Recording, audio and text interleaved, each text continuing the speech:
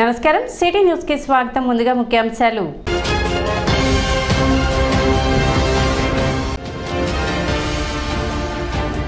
తెనాలి మండల పరిధిలో తుఫాన్ కారణంగా దెబ్బతిన్న పంట పొలాలను పరిశీలించిన ఎమ్మెల్యే అన్నావతిని శివకుమార్.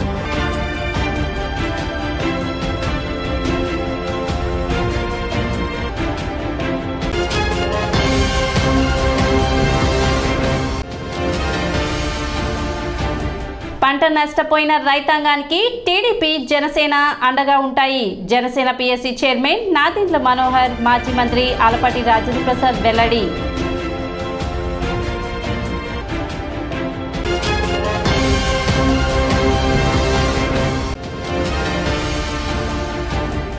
పట్టణంలో ఘనంగా రాజ్యాంగ నిర్మాత డాక్టర్ బిఆర్ అంబేద్కర్ వర్ధంతి వేడుకలు.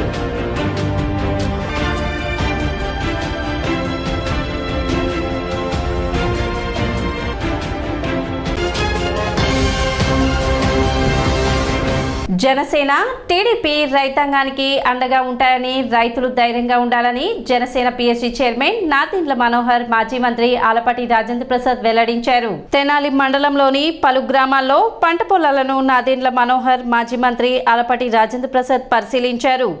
నియోజకవర్గంలో నీట మునిగిన పంట పొలాలను విస్తృతంగా పర్యటించామని, పొలాలు పరిశీలిస్తుంటే రైతు కన్నీరు కనబడుతుందని ఆవేదన వ్యక్తం చేశారు.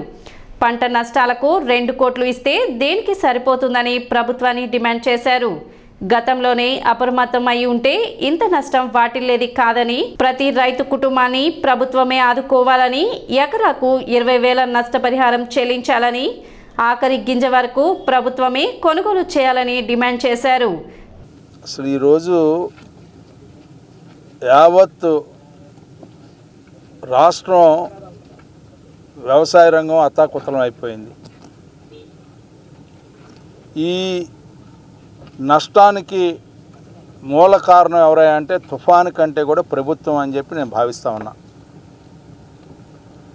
ఎందుకు ప్రభుత్వం యొక్క బాధ్యత అనేది నేను ఎందుకు చెప్తా ఉన్నానంటే, ఈరోజు కురిసిన వాన ఏదైతే చేలలో నీరు నిలబడి ఉందో ఆ నీరు ఈ రోజున వెంటనే చాలలోంచి వెళ్ళాలంటే మురుగు కాలువలు బాగు చేసి ఉండాలి, సాగునీటి కాలువలు బాగు చేసి ఉండాలి. అన్ని నీరు కూడా సాగునీటి కాలువల్లోకో మురుగునీటి కాలువలోకో వెళ్ళటానికి అవకాశం కల్పించాలి. ఎందుకు కల్పించాలా? మీరు 20 కోట్ల రూపాయలు నిధులు కేటాయించామని చెప్పి మీకే తెలిసిన అంశం. పనులు చేసాం, ఒక సురేష్ అనే కాంట్రాక్టర్ కింద తప్పితే మిగతా అన్ని పనులు చేసామన్నారు. వాళ్ళు ఏ ఒక్క చోట కూడా పని చేసిన దాఖలాలు కనపట్లా.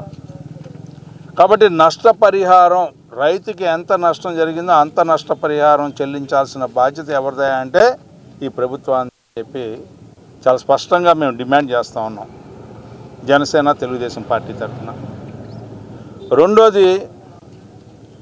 రెండో పంటకి అవసరమైన విత్తనాలు, అది మినువులు అవనివ్వండి, పెసలు అవనివ్వండి, లేకపోతే జొన్నలు అవనివ్వండి, మొక్కజొన్నలు అవనివ్వండి, ఏది అవసరమైతే రైతుకి అది పూర్తి స్థాయిలో 100కి 100% సబ్సిడీ మీద విత్తనాలని ఫ్రీగా ఇవ్వాల్సిన అవసరం ఉంది. మూడో అంశం ఏంటంటే ఎన్యూమరేషన్ చేసాము, ఎన్యూమరేషన్లో వీడిది పడింది, వీడిది ఒరిగింది, వీడిది లేదు, ఈ కథలు వద్దు. టోటల్గా నష్టం జరిగింది. ఏదైతే పంట కోయకుండా ఉండి ఏదైతే ఉందో, పంట కోసింది కళ్ళాల్లో ఉందో, వీళ్ళిద్దరికీ కూడా మీరు పూర్తి నష్టపరిహారం చెల్లించే విధంగా మీ ఎన్యూమరేషన్ ఉండాలి అని చెప్పి డిమాండ్ చేస్తూ ఉంది. బూటకపు ఎన్యూమరేషన్లు మాకు వద్దు. ఈరోజు ఉదయం సబ్ కలెక్టర్ గారికి కూడా అదే చెప్పాం. మనోహర్ గారు రైతులను ఆదుకోవాల్సిన పరిస్థితి, ఎక్కడెక్కడ ఈ రోజున మీరు తూటు కార్డు తీయాల్సిన విధానం ఉందో, మీరు ఇరిగేషన్ను, డ్రైనేజ్ వాళ్ళని, అదేవిధంగా డోమా వారిని వీళ్ళకి జడ్జ్ చేసామంటే, డోమాతో పాటు కూడా యాంత్రీకరణ ద్వారా ఈ తూటు కార్డుని ఎక్కడ వీలుంటే అక్కడ తీసేయమని చెప్పడం జరిగింది. అది మాత్రం సాధ్యం కాకపోయినట్లయితే ఈ ఒక్క రోజులో మరలా వర్షం కురిస్తే పూర్తిగా ఎవరు కూడా ఏమి చేయలేరు. ఇవాళ రైతులు ఆత్మహత్యలు జరిగినాయి అంటే ఇప్పటి వరకు కారణం మీరే. మరలా జరిగే ఎలాంటి దానికైనా మీరే బాధ్యులు అవ్వబోతున్నారని చెప్పి చెప్పడానికి వెనకట్ల మేము. ఎందుకంటే మీ నడవడిక, మీ ఆలోచన, మీ విధానం 10 సార్లు అంటే 5 ఖరీఫుల్లో 5 రబీల్లో రైతు నష్టపోయిన సందర్భాలు మనందరం. టీడీపీ జనసేన రైతు పక్షాన నిలబడతాయని తెలిపారు.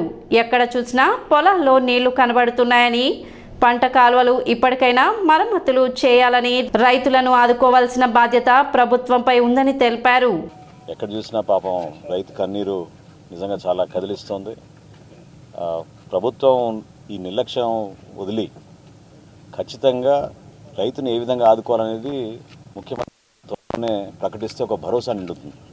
ఏదో తూతూ మంత్రంగా జిల్లాకు 2 కోట్లు ఇచ్చాం సహాయ చర్యలు అంటే అది దేనికి సరిపోదు.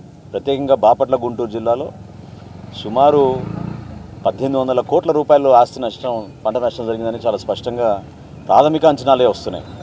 ఇంకా లోతుకి వెళ్తే ఇంకా ఎంత ఎక్కువ ఉంటుందో మనం ఊహించుకోవాలి.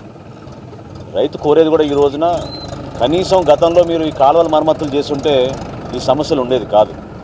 ఎప్పుడు బట్టలు నొక్కుతున్నాం అనే ముఖ్యమంత్రి ఈ పరిస్థితి చూసి, వీళ్ళ ఆవేదన చూసి, వీళ్ళ బాధ చూసి కనీసం ఇప్పుడైనా ప్రతి కుటుంబాన్ని ఆదుకునే విధంగా, రైతుకు ఒక భరోసా నింపే విధంగా దయచేసి ఇప్పుడైనా ఒక బటన్ నొక్కి ప్రతి రైతుకి ఒక 20,000 రూపాయలు ఆర్థిక సాయం అందించి ప్రతి గింజ, ఇందాక కూడా మేము డిమాండ్ చేసాం సబ్ కలెక్టర్ గారిని కలిసినప్పుడు, అది ఏ విధంగా ఉన్నా వాళ్ళు కష్టపడి పంట చేతికి వచ్చేటప్పుడు నష్టం జరిగింది కాబట్టి ప్రతి గింజ కొనేటట్టు ప్రభుత్వం బాధ్యత వహించాలి. దానికోసం ఖచ్చితంగా జనసేన పార్టీ, తెలుగుదేశం పార్టీ తరఫున మేము అందరం కూడా రాష్ట్ర వ్యాప్తంగా దీని గురించి ఉద్యమిస్తాం, రైతు పక్షాన్ని నిలబడతాం. ఏదో విధంగా ప్రభుత్వం మాత్రం స్పందించాల్సిన అవసరం ఖచ్చితంగా ఉంది. ఇన్ని లక్షల కోట్ల రూపాయలు అప్పులు చేసి మాయ మాటలు చెప్పి ఇన్ని సంవత్సరాలు మీరు కాలం గడిపించేశారు. ఎక్కడ పోయినా కూడా, ఏ మండలానికి వెళ్ళినా కూడా రైతులు చూపించేది మనకి కనీసం మరమ్మతులు చేయలేదు 2 రోజులు కాలువల గురించి అనే విషయాలు చెప్తున్నారు. కాబట్టి ఆ బాధ్యత వీళ్ళపైన ఉంది కాబట్టి తప్పకుండా ఆర్థిక సాయం అందించాలి. కొన్ని రోజుల తర్వాత ఆ వెసులుబాటు వచ్చినప్పుడు రైతు కష్టపడి పండించుకున్న ఈ పంటని ఎట్టి పరిస్థితుల్లో కూడా ప్రభుత్వం కొనాలని మేము డిమాండ్ చేస్తాం. పంట నష్టపోయిన రైతులను ప్రభుత్వం అన్ని విధాలా ఆదుకోవాలని తెనాలి నియోజకవర్గ Congress party in-charge doctor Chandu Sambasivudu demand చేశారు. నందివెలుగు ప్రాంతంలో తుఫాన్ కారణంగా నేల కొరిగిన పంట పొలాలను మరియు తడిచిన ధాన్యం, నీట మునిగిన వరి వదలను డాక్టర్ చందు సాంబశివుడు బుధవారం కాంగ్రెస్ పార్టీ నాయకులు రైతులతో కలిసి పరిశీలించారు. ప్రభుత్వం రైతుకు తగిన నష్టపరిహారం చెల్లించి వారిని అన్ని విధాలా ఆదుకోవాలని డాక్టర్ చందు సాంబశివుడు డిమాండ్ చేశారు. కార్యక్రమంలో కాంగ్రెస్ పార్టీ నాయకులు, కార్యకర్తలు, రైతులు పాల్గొన్నారు. మొన్న 4, 5వ తారీఖు, ఈరోజు కూడా 6వ తారీఖు కూడా వచ్చినటువంటి ఈ మిచాంగ్ తుఫాను వల్ల మన తెనాలి ప్రాంతం మొత్తం, ఒక రకంగా చెప్పాలి తెనాలి డివిజన్ మొత్తం విపరీతమైనటువంటి వర్షం, గాలితో పంటలు విపరీతంగా నష్టపోయాయి. మనకందరికీ తెలుసు ఈ ప్రాంతంలో వరేసాం, అంతా చేసుకునేది ఎప్పుడు వరే. ఈ వరి కరెక్ట్గా నోటికాడికి ఇక మాసులు చేసే టైంలో ఈ వర్షం రావటం వల్ల ఇక చూడండి ఈ శాలలో నీళ్ళంతా కూడా నిలిచిపోయినాయి. కంకులన్నీ తడిసిపోతాయి. కొయ్యటానికి ఇంకా చాలా లేట్ అవుతుంది. మొలకొస్తుంది. ఒకటి మొలక రావటం, రెండోది రాలిపోవటం, మూడోది నూకైపోతుంది, నాలుగోది రంగు మారుతుంది. దీనివల్ల ముందు దిగుబడి తగ్గటం ఒక ఎత్తు అయితే, తర్వాత బ్రోకర్లు, మిల్లర్సు కొనే దాంట్లో సగానికి సగం కోత పెట్టి, ఇప్పుడు సపోజ్ 1500 ఉందనుకోండి, వాళ్ళు 1000 రూపాయలు కొంటే గొప్ప. దీనివల్ల రైతుకు కానీ, కౌలు రైతుకు కానీ 30,000 కౌలు ఇచ్చి ఇంకో 30,000 పెట్టుబడి పెట్టి మామూలుగా అయితే 35 బస్తాలు అయ్యేటువంటి పంట ఇప్పుడు 30-25 బస్తాలు చేతికి వస్తే గొప్ప. అది కూడా చాలా రేటు తగ్గిపోతాం. ముందు ఈ నీరు పోయే మార్గం చూడండి. ఆల్మోస్ట్ ఇప్పుడు ఇరిగేషన్ కెనాల్స్ కట్టేశారు. ఇంకా ఇప్పుడు మొత్తం నీళ్ళు పోయేదాకా కాలువలు వదలకూడదు. నెంబర్ 2, రెండోది ఈ డ్రైన్స్, ఈ ఇంతకుముందు అంతా తుమ్ములన్నీ బ్లాక్ అయిపోయి ఉంటాయి. ఎక్కడైతే తుమ్ములు బ్లాక్ అయినాయో ఆ మురుగ్గాల్లోకి వెళ్ళేటట్టుగా అడ్డాలన్నీ తీపించాలి.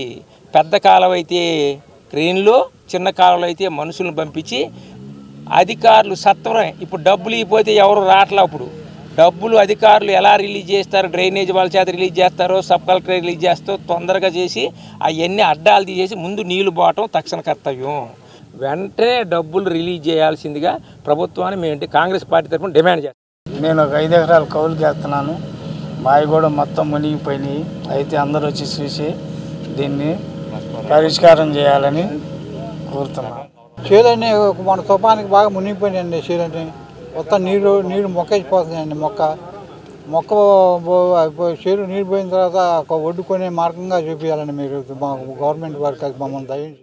వాసవి యూత్ తెనాలి వారి ఆధ్వర్యంలో ఈ నెల 10వ తేదీ ఆదివారం శ్రీ రమా సహిత సత్యనారాయణ స్వామి వ్రత మహోత్సవాలు నిర్వహించనున్నారు. 108 మంది దంపతులచే సామూహిక సత్యనారాయణ స్వామి వ్రతాలు మరియు కార్తీక వన సమారాధన 10వ తేదీ బోస్ రోడ్లోని వాసవి అమ్మవారి దేవస్థాన ప్రాంగణంలోని గీతా మందిరం నందు నిర్వహిస్తున్నట్లు బుధవారం ఏర్పాటు చేసిన విలేకరుల సమావేశంలో వాసవి యూత్ సభ్యులు తెలిపారు. రేపు 10వ తారీఖు 12వ నెల 2023 ఆదివారం నాడు వాసవి యూత్ తరఫున సామూహిక సత్యనారాయణ స్వామి వ్రత కార్యక్రమాలు నిర్వహిస్తున్నాం. దీనికి టికెట్ ఖరీదు 650 రూపాయలు పెట్టాం. దీనిలో భార్యాభర్తలకి భోజనం టికెటు, పూజా సామాగ్రి అన్నీ ఇవ్వడం జరుగుతున్నది. ఇది మేము 11వ సంవత్సరం. ఇది కొల్లిపరి సాయి గారి పుణ్యం అంటూ ఈ వ్రతాలు స్టార్ట్ చేసాం.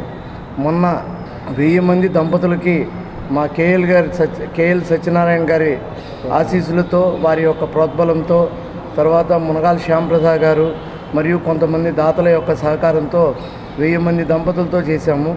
కానీ ఈ సంవత్సరం కొంచెం సింపుల్గానే చేసుకోవడానికి. ఇప్పుడు ఒక చిన్న విరామం.